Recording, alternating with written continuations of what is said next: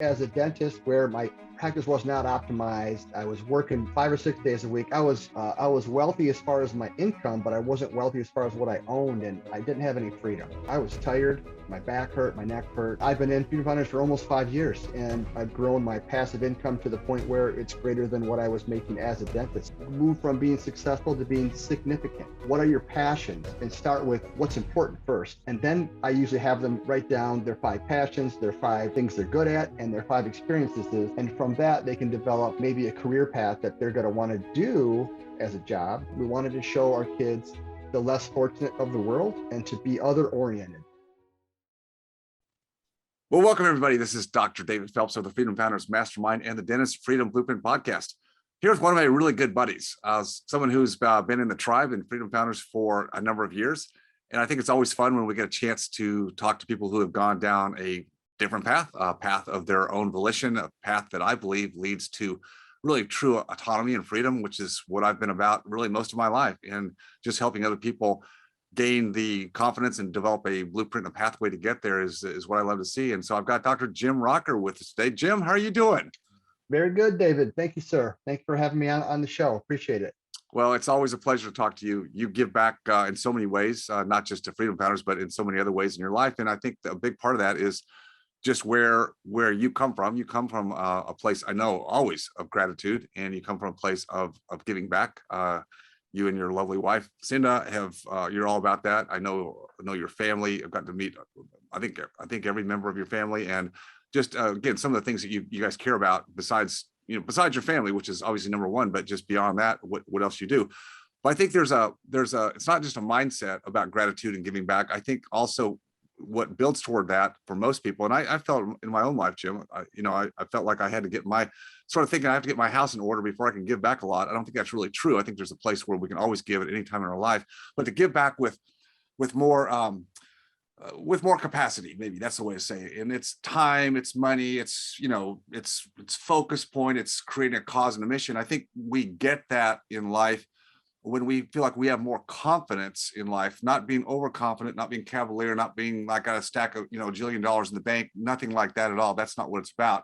But it's about, I think, again, my mentor and co-author of one of my books, Own Your Freedom, Dan Kennedy, says, who's going to drive your car?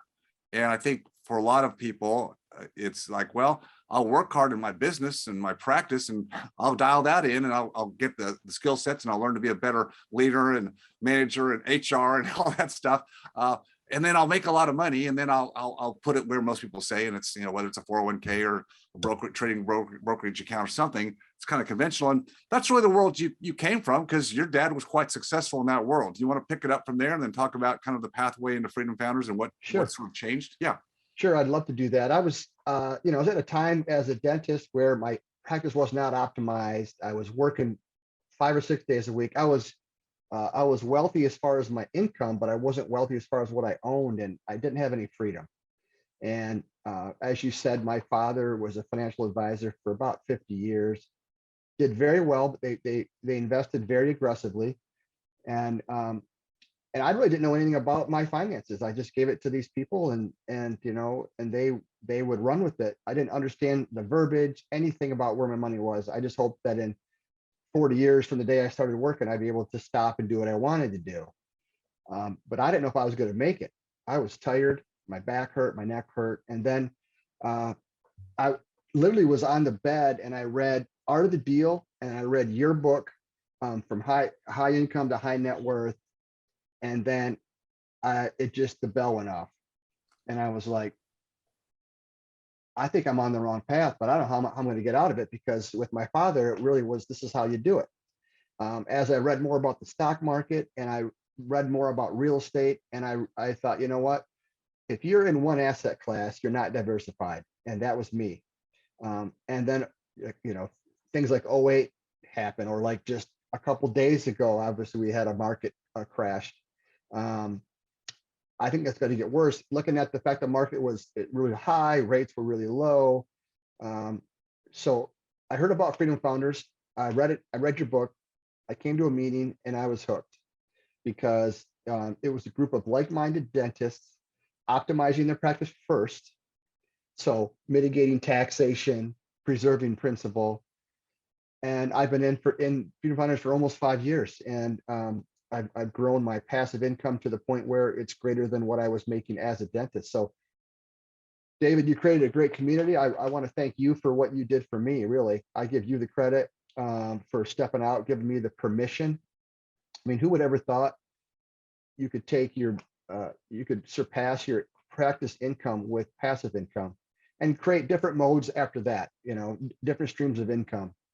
And then, like you said, what I learned in Freedom Founders is I could talk to other dentists about my problems, my practice, because they weren't my competitor.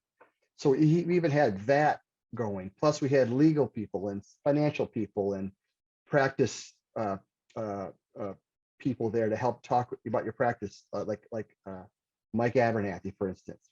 And so that road for me through Freedom Founders led to even more freedom of selling my practice, freedom of making plans to do what I want to do right now, not when I'm 80. And so I would say that was my path.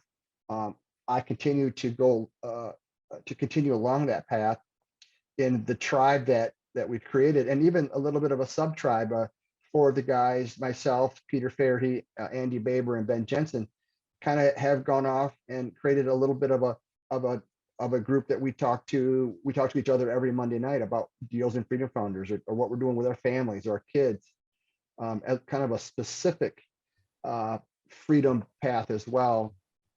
And then just different things that, we're all pretty smart people. I mean, to become a dentist or an oral surgeon, you've got to be pretty smart. I was noticing my financial advisors were working 40-hour work weeks, and they weren't wealthy. They weren't free.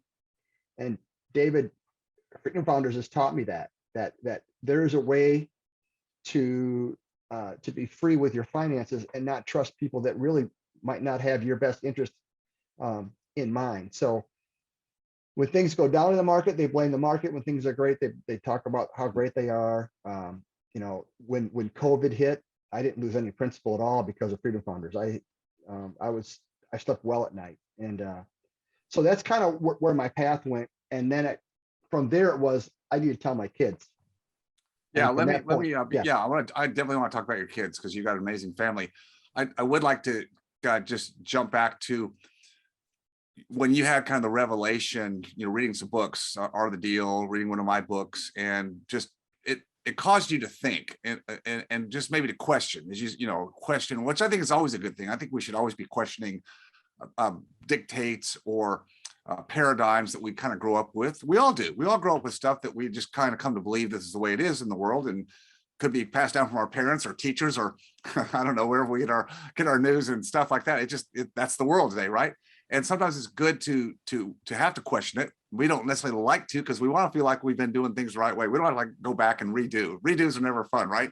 Redos are never fun in dentistry. Oh my gosh, it's not hard enough the first time. So same thing on financial. It's like, well, I've been doing all this stuff that people told me to do, but yeah, like you said, the question that we get most of the time, and in Freedom Founders, when people are kind of knocking on the door, is, my financial advisor can't really give me anything concrete. I mean, good guy, good gal, whatever, and does the best they can, but they can't really give me anything concrete. They just say, well, as long as you're healthy, you should just keep working. Yeah. I hear they'll saying retire and practice. Well, there are some people in Freedom Founders that have kind of retired out. They've in practice, but by their choice, not because they were told they have to or they're scared. They're doing it because they have newfound confidence in their game plan, and actually it takes the pressure off. And so actually they're enjoying it now because the pressure's off, and they can really cut back on, the types of procedures they do, the kind of patients they see, or heck with the insurance plans, right? So that changes. But something else you said I think was really important is financial advisors, experts in other areas, professionals, we need them. Yeah, we need them. We can't, this is not do-it-yourself stuff here, taxes or estate planning and that kind of, you got to have those people. But I think where we curate those people, and I think that's the key, you've had financial advisors, we all have, but where do they come from? What's their mindset? And as you said, in our group of Freedom Founders, kind of very much intentionally, I've curated people that are very good in those fields, but they also come from that mindset that we look at. It's like we want to orchestrate our own future. We want to be on the forefront of that, and not dependent upon markets or other people who, their model is what it is, but they really don't have the ability to pivot and move the model, because heck, this is the time we have to pivot. So I just want to throw that in, but people are typically questioning and and honestly quite often skeptical, as I am. If I'm looking at something new, I'm interested, but I'm a skeptic. It's like, okay, well, it's probably not as good as they make it out to believe. How did you overcome that? Because you have to come with some skepticism. You're looking for something different, perhaps, but still, you know what? What if this thing's flaky, or what if this real estate stuff, really has got holes in it? How did you overcome that, Jim? I think that's a great question. I think one way is the way Freedom Founders works is you're in a group of other dentists doing the same thing. I mean, who have matriculated somehow to your room, and they applied, and these people are in one room, and we get to talk about what we're doing. So not only I could test the waters a bit, put my toe in the water and do a couple deals and see if this was really real. I could also kind of parlay other people's, first deal, second deal, third deal, 100th deal. And so you got a track record of things that are working well. Plus I noticed the fact that we were in a room with deal makers that were had our best interest in mind, because they didn't want to be able to be out of the room you created as well. So there's a little bit of a leverage point where I was not getting that in the stock market. I was not getting that in my investment. I don't even know what I was invested in, actually. I mean, it was just a big portfolio of a bunch of stuff. And so I needed to educate myself on my finances. I didn't know what I didn't know, which was vast. And I read a lot of books to double check that what you were doing was real, meaning the real estate. So I read a lot of books to try to prove that to myself. I tried a few deals. I talked to the TAs. I went to a lot of their places of business, their regions of the country. And I started seeing that there was a whole other world out there that I think my dad and his team are missing. I almost feel like, I spent 4 hours in the car with him a couple of days ago when the market crashed, and just watching how they only go to that one asset class and they don't have another alternative. And so for me, I have all that now. And I think the market, what's going on in the world, real estate, you can kind of dictate and invest in different areas and regions based on what's going on. With stocks, you really don't know. You're just kind of at the whim of the market. And so for me, I did a few deals. I bought some turnkeys, and I realized not only how cool it was and how fun it was, but what a good investment it was, and what a good tax mitigator it was. I never even realized you could do all that with your investments. And so, and then at that point, I would get into small group with Peter Fairhey and some of the other guys, and we would talk about deals, and I'd look at their deals, and they'd look at my deals. And I think what you've done really well, David, is you brought in trusted advisors, or TAs as we call them, who are quality people as well, who want to have a win-win deal. The other thing I noticed was my money. I was 1 degree away from my money. I can call, and I do, the person that did the deal. I couldn't really do that in the market, And then I came across an article that Warren Buffett made most of his money after age 50. And I was at the time like 55 or whatever it was when it came to 53. And because I was like, man, it's too late for me, but maybe my kids can glean from what we're doing here. And then I realized, no, man, in 4 years, I was free. And the proof of the pudding might be the fact that if I wasn't truly felt good about freedom, why would I sell my practice? And so that's how I would answer that. Yeah, no, that's a great answer. I think, as you said, you learned and did your own due diligence, which is a big thing that we push hard on: education, but also due diligence and teaching, our members, well, what does that mean? I mean, what does that really mean? How do you, does it mean just kind of, casually kick the tires? No, there's questions you want to ask. We go on due diligence trips actually to see the areas, geographic areas, the asset classes, meet teams. As you said, 1 degree separated from your money means if you have the opportunity, you want to see who the people are. What is their track record? What is their philosophy? How are they dealing in changing markets? Oh my gosh, wouldn't that be nice to know who's handling your money? Well, how they look at the changing markets. And so I talk a lot about the fact that we're very relational. People typically think, well, finances, that's not relational. That's math. No, it's math plus relations, plus a lot of other things. But I think the relationships are the key thing, which I've always enjoyed in my life. You enjoyed, other people in our community enjoy, feeling like you've got, not that you have say-so over what's going on, but you have say-so over your money and where you're going to put it. And you can have conversations at any time with people that are running the particular model, whatever it might be, whatever asset class it is, wherever it is. You can, and they report back and here's what we're doing, here's what we're looking at. It's very educational. Actually, it probably helps us a lot with our own businesses, right? Just to see what other business owners are doing in fields outside of our own.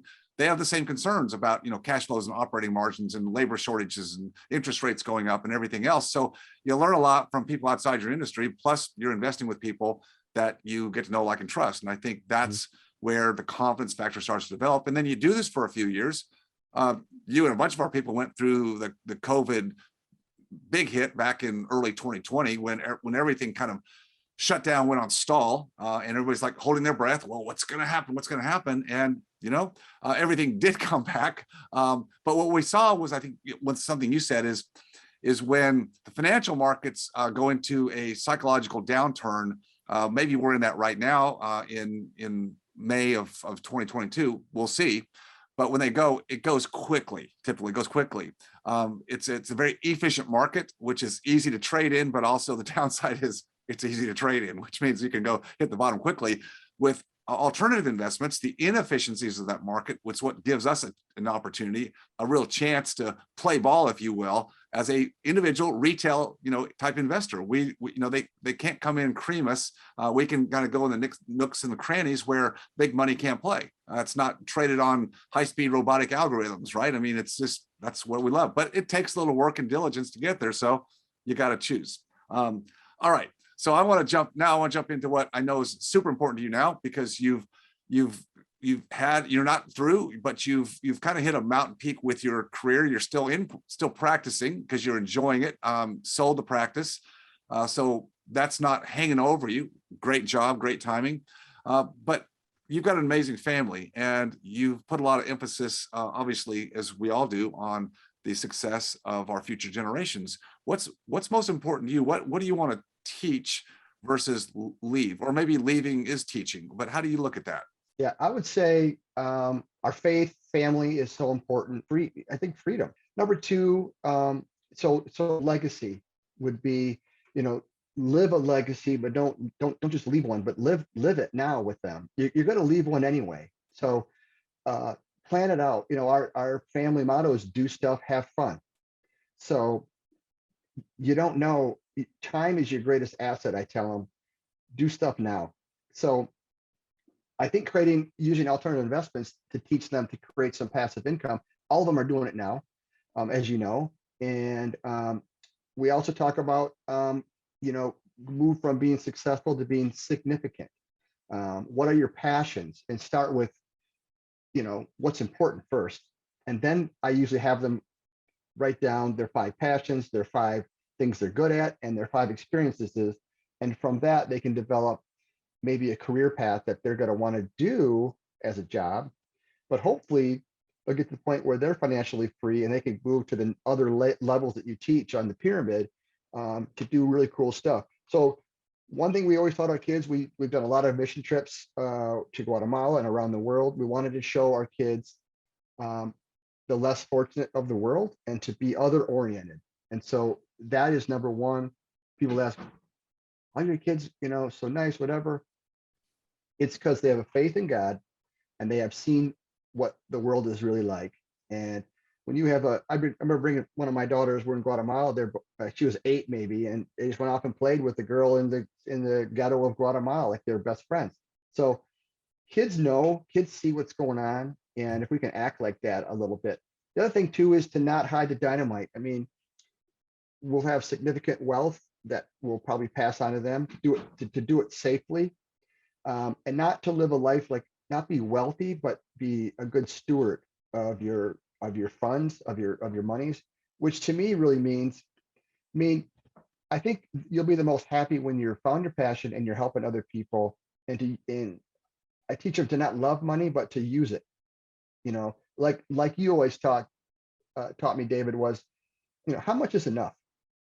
Financial advisors just give out some number, right? But so to my kids, I don't want them to look at to try to reach that mountaintop or whatever that number is, but is to work backward on what you need every month to live your best life, and then look around, see who you can help. So that's what I would say. And I would say just a quick story. One of my daughters graduated this weekend. She also is, she wrote a book, as you know, she's a published author. But the last person they announced at graduation was a Down syndrome girl who was in a program called, Ready for Life at Hope College. After that, she walked right over to my daughter, who was her teacher, and thanked her right after the graduation on the middle of the field. That's what it's all about. It's not about, it's not about, it's kind of what are they going to say about you? What's your eulogy going to be? And if God was giving your eulogy, what would it say? And I think, like for you, David, I think you've saved a lot of people, a lot of pain and problems with Freedom Founders. You saved a lot of people who were probably on the wrong path and they were depressed. I mean, I know them because they've told me that. So I think there's things, if you open your eyes, you can teach your kids. And then generation 3 will be my grandkids. We had a granddaughter. What can we teach about that? So we're already planning like a yearly, like a retreat where we can educate each other and all that kind of stuff. So that's what I would say about the family. People often say at the end of life, people who have spent time with people at the end of life, and those people that reflect back on their hopefully long life, it's, as you said, it's never about, how much did you make, how many businesses did you have, how much real estate, how much XYZ investments, money in the bank. It was never about that. Is that important? Yeah, to an extent, but how much is enough? Really what matters to people is what you just said. It's relationships, it's people, it's memories, it's giving back, it's impact, it's significance. That's what goes to the heart. That's what I think people at the end stages of life want to look back and feel that. And I think what you're doing is you are doing such a great job with your family, but also other people that you mentor, is giving them permission, as you said, to live life today, not irresponsibly, but to take time, not to be on this hamster wheel driven to some XYZ number, which seems like society pushes us towards that. If you're not successful, and that's like you climb this mountain, you've got this kind of business or career path, or you're nobody until you get there. It's like, yeah, but what are you doing along the way? And what happens when you get there? Was that really the summit that you were looking for? And you get there and look around and go, nope, there's another one. Oh my gosh, you mean there's more? Yeah, there's always more. So don't look for false summits, right? And I think it's very typical of our society, but you're doing a great job of living a role model life and exposing and giving that permission to your kids not to feel compelled to follow the crowd, so to speak, or the group think that's out there. It's like, nope, you get to make your own decisions, live your life intentionally for you. And that's what's going to make you ultimately happy and feel like you gave something back to society, the world, one person, whatever it was. Yeah. Agreed. Yeah. Well, Jim, it's always such a pleasure to speak with you, to have you in the tribe, to spend time with you. And I look forward to many more occasions to continue to do the same. David, I love you, as you know that. I appreciate you, and I thank you for your friendship and many successes. I love your books; they're all awesome, and just thank you for all you're doing for us. Thanks, Jim. Okay. If you enjoyed watching or learning from this video, please leave a like and subscribe to my channel for more content. If you have a question about any of my content or this specific video, just please leave a comment down below. And as always, stay focused on your freedom. I'll see you next time.